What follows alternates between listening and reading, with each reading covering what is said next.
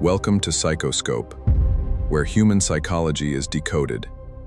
You've said your goodbyes, walked to your car, and the second you close the door, a wave of exhaustion hits you. You suddenly want nothing more than total, absolute silence. You had a great time, and you genuinely love your friends. Feeling wiped out afterward doesn't mean you're anxious about people or that you're being antisocial. It just means your brain is tired from the work of socializing. It has to process multiple conversations, track subtle facial expressions, and filter out background noise, all at the same time. Think of your capacity for interaction like a rechargeable battery. Even when you're enjoying yourself, that power supply is steadily draining as you engage with others. When that battery gets low, the symptoms are hard to ignore. You might feel a bit of brain fog, your patience wears thin, and you can end up feeling completely wrung out.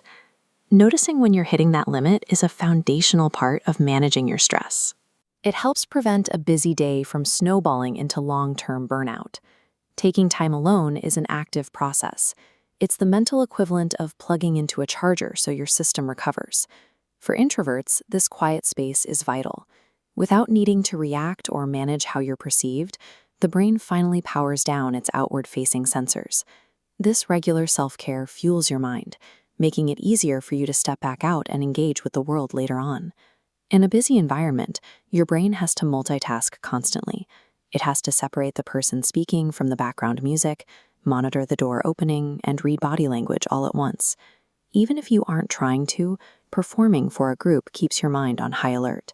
Finding the right words and mirroring emotions takes effort, which builds up internal tension over the course of an evening.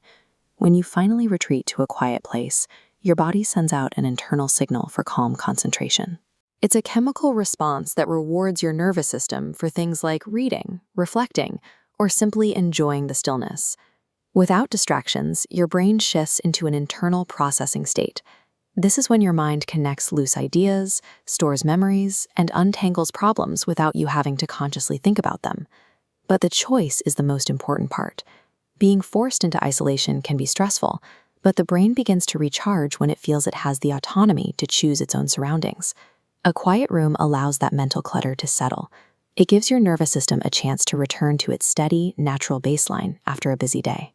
Researchers at the University of Reading tracked adults for 3 weeks to see how solitude actually affects our well-being in the real world. The data showed time alone significantly lowered stress, only when the person had the freedom to choose it for themselves. Those seeking quiet time didn't feel lonely. Instead, they felt free to be themselves, showing solitude is a powerful wellness tool. Taking time for yourself is a healthy choice, and there's no specific amount of socialization you have to aim for to be normal. To ease the transition from a busy day to a restful evening, you can create a decompression ritual. This is just a short, predictable routine that tells your body it's safe to unclench. Start by lowering the sensory input around you. Dim to lights, change into comfortable clothes, and turn off your digital notifications for a little while. Next, try a single sense grounding moment.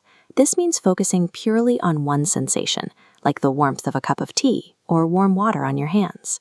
Low-demand activities like reading fiction or gardening give your brain a break from making choices. This is much more restorative than productive hobbies or scrolling through social media. Practicing intentional solitude, where you set a specific duration for your rest, can help you enjoy the quiet without feeling like you're just hiding. These small acts of self-care build up your resilience, making it easier to handle the next time you have to be socially on. On the days when you're completely drained, you might need a physical barrier against the world. This is where the blanket burrito strategy comes in. This sketch shows how it works. The soft hood limits visual input, while the gentle pressure of the blanket physically signals your nervous system to relax and recover. After resting properly, you can walk back into social situations feeling steadier. You regain your capacity to listen and react genuinely to those around you.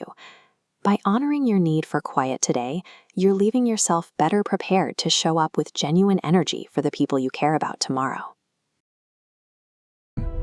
The mind reveals more than words ever can. Keep exploring the psychology behind human behavior. Subscribe to PsychoScope.